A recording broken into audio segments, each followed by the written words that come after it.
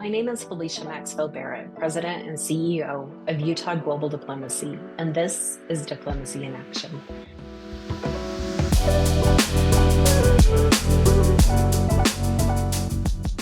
On Monday, April 21st, the world received news of the passing of Pope Francis, spiritual leader of the Roman Catholic Church.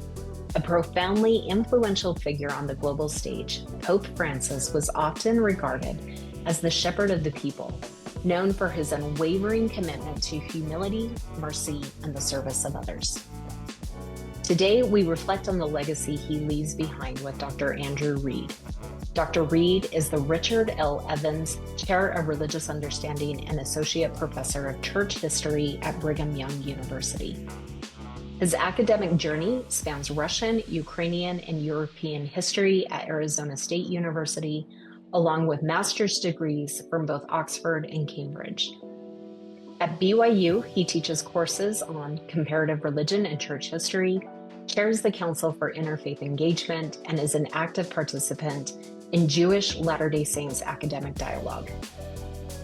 Together, we'll explore what Pope Francis's leadership has meant for interfaith relations, diplomacy through service, and why his passing matters even here in Utah. Let's dive in. Pope Francis was often described as a shepherd of the people. In the intro that I gave, he emphasized humility, mercy, service over authority and doctrine. In your understanding of the Catholic Church and looking at the legacy that Pope Francis has left, compared to his predecessors that are definitely seen more as conservative, more as following the rules, what is your perception about the legacy that he left? Yeah, Pope Francis is such an interesting figure for Catholics and for others outside of the Catholic Church, because, as you mentioned, he sometimes is thought of as the shepherd of the people, and that has a particular connotation to it, and it has roots in a Catholic tradition that is not unfamiliar. There's been movement to bring the church's authority structure, including, and most importantly, the Pope, to the people. And I think for Pope Francis, it really was an effort to connect with people and connect with people that would normally not have been connected with at that level. We see this in so many of his actions and practices. We see this in the washing of feet of refugees. We see it in his conversations as he traveled throughout the world, where he was embracing children. He was meeting with individuals who were not your high-level officials, although he did meet with them, certainly, but trying to meet people where they were at. And one of the things I think that this does, and sometimes we see this as Pope Francis was more interested in this idea of humility and service, which he definitely was, but we sometimes assume that means he wasn't invested in doctrine or theology. But I think he was. When we look at someone's life like Pope Francis, who is so drawn to caring for the poor, for refugees, and for others, that stems from his understanding of Catholic theology. Right? He sees that as his call in the world to serve those who are downtrodden, who are underprivileged, who lack resources or accessibility to certain resources that would help them. And so I think that to see him only as somebody who was thinking about service without being or downplaying doctrine, I think he was living Catholic doctrine in a very specific way. And so I like to think of Pope Francis in that way. And I think that in terms of the global perception of the Catholic Church, one of the things that Pope Francis did is he allowed for the church to be invested in communities where it would not normally, or it hadn't been historically connected to. And we see this in his appointment of new cardinals in places that were on the periphery of the Catholic world. And so I think that's an important element, and maybe that will be a legacy. Obviously, those cardinals will have an influence on who the next pope is. And so I think that it's important to understand that he was really interested in taking what is already a very global church and putting it and helping identify Catholicism in places where it hadn't always been thought of as the strongholds or the center points for the church. Can you elaborate on that a little bit more? Do you have examples of what you're referring to when it comes to the last part that you just said about having that kind of impact? Yeah, I think appointing a cardinal in Mongolia, for example, is not a normal move that popes have made in the past. But to have somebody who is in Mongolia, which whenever I talk about Catholicism with my students, that's not the place they're thinking of. That's not the communities they're thinking of the Pope being invested in. And yet we see that with Pope Francis. And so you have this effort to not just allow Catholicism to flourish throughout the world, but really to structurally ensure that there's access for Catholics to individuals who can help lead them in their Catholic walk and talk in society. And I think that for Pope Francis is a major part of what he was trying to do is help people live out their Catholicism, live out their Christianity in a way that is true and authentic to, as he saw it, I think a New Testament understanding of what Christianity was meant to be. And so I think he was trying to help put that idea and have, individuals who could help lead people along in places where they hadn't historically had access to that. So I think that's an important part of what he was trying to accomplish. He tackled a lot of issues like climate change and economic inequality, interfaith dialogue, the LGBT inclusion, refugee acceptance and resettlement. Do you think that had a global impact? And if so, in what way? And it could be for good or for bad, for positive or for negative. Yeah, I think it could do nothing but have a global impact. The question is, what did that global impact look like, and how is it understood by individuals throughout the world? I think we often want to see this as either a liberal or progressive or conservative, right? To put this label on these things. And I think the global part of that makes it really difficult because what it means to be liberal in Africa is not the same thing as being liberal in Europe, or being conservative in the US is not the same thing as being conservative in the Philippines, perhaps. And so as we think about that, my understanding and what I think is happening is that the impact is various depending on where you're at in the world. I do think that he continued certain strands of earlier thought. Interfaith dialogue, for example, has been a important part of Catholic leadership roles, at least since Vatican II in the 1960s. And with the Declaration of Nostra Aetate, for example, which is this statement about how the Catholic Church relates to Muslims, Jews, other Christians, and others throughout the world. And so I think he continued some of those strands and enhanced it in some ways by being a very active pope and traveling throughout the world. I think his emphasis on economic inequality, on climate change, he was reflecting both his personal views and his individual understanding of what the Catholic Church was meant to do in the world, but also seeing ways in which those issues can be addressed by the Catholic Church. The Church is a massive entity, 1.4 billion Catholics in the world. If you have that many people who can see a vision for what Pope Francis was trying to accomplish in the area of climate change, for example, you can imagine what may come of that if there were some kind of way in which all of those individuals were to begin thinking about that as a pressing issue for the Catholic Church to think about. And that I think has an effect, of course, on how the Catholic Church understands and interprets and emphasizes doctrine and theology, right? The Catholic Church does have statements about climate change.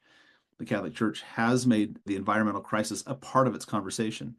It's not a uniform stance, I don't think, but there certainly are individuals who are thinking about those topics and wanting to address those in various ways that will have an impact. As I think about Pope Francis, it's really hard to say what his global impact was, but I think if I were to highlight just maybe two things, I think he's done more to raise awareness of economic inequality and really helped others, not just Catholics, but other religious institutions come to a deeper understanding of why that matters and why religions are an important part of that conversation. And all of this, I think, for Pope Francis and others who follow him in his thinking about Catholic thought and doctrine and practice, really draw in the conversation around the idea of human dignity. Human dignity is a central identity point for many Catholics. And what that means is understood differently sometimes. But I think for Pope Francis, that was an idea he wanted others to think about. that when we can learn to see each other as people who are inherently worthy of dignity, not because they've earned it, not because we've ascribed it to them, but because they are simply, in Catholic terms, children of God, that dignity comes with that, and therefore they are meant to be treated with that kind of dignity, regardless of who they are or where they are. And I think for Pope Francis, that was a driving force. And so call that liberal or call it conservative, I don't know, depending on how you address that. But I think that was a driving idea for him that he really wanted to think about and encourage others to think about deeply. To connect this to Utah for a minute, I think the Latter-day Saint Church, of course, has a strong emphasis on religious freedom issues. And it was around religious freedom issues that Catholics and Latter-day Saints were able to come together in a sustained conversation, have been now for many years, conversations about how do we protect those who need religious freedom protected for them? How do we work for them in that? And so I think that's a place where Latter-day Saints and Catholics have a lot of common interests and efforts. The semester at BYU has come to an end, which is unfortunate timing because where you're teaching about world religion, I can only imagine what the conversations would be in your classes. But that is the question. If you had a group of students right now examining this point in history, right? Anytime that you have a religious leader pass and you have a new leader that is going to be selected, there's always interesting dynamics at play. What would that conversation be with your students? This is a great question. I suspect it would be driven a lot by student questions. And I think there would be a couple of ways in which those questions would come about. One is just the interest in process. How does this happen? Unlike most traditions, the Catholic Church has a very public yet cloistered process. We don't get to watch the process, even though the rules for the conclave are public, they're not hidden. And of course, this has been made very popular because of a recent movie, which I just was reading earlier this week. I think Conclave has gone up 283% in streaming views since Monday, which is crazy. The kind of intrigue with the process of how you choose a new pope, what that looks like, I think would be a major conversation. But also, anytime there's a succession from one person to the next in terms of religious authority, there's always a question of, okay, will the next person continue the trajectory of their predecessor, or will they have another vision or another idea for what it should be or could be? And I think there's a lot of possibilities. Some of those will continue aspects or large portions of Pope Francis's initiatives and kind of vision for the Catholic Church. Others may move one direction or another from that a little bit. But one of the things I think that would be so interesting for my students, and I think that eventually they would start asking the questions, is how does a pope decide what to focus on? And I think that would be fascinating to think about because Pope Francis, for example, has a unique background from every other pope that we've had so far. I think that matters. I think as a global church, the Catholic Church has to address its global audience. And you can do that either by centralizing and creating a very firm hierarchy that dictates everything, or you can have it localized, diffused out into the local communities.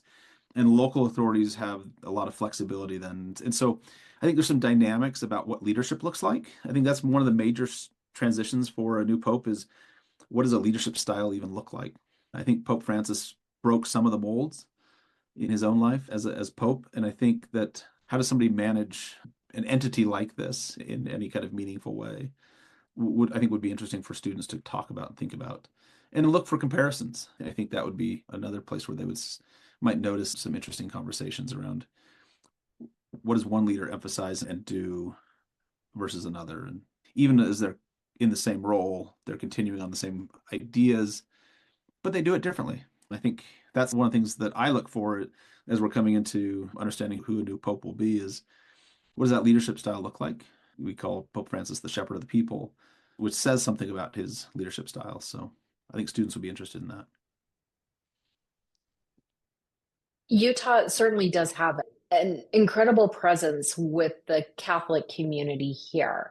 So certainly there are people in our community that are saddened, that are concerned, that are hopeful. I'm not one to even begin to understand the range of emotions that come when a beloved leader passes on.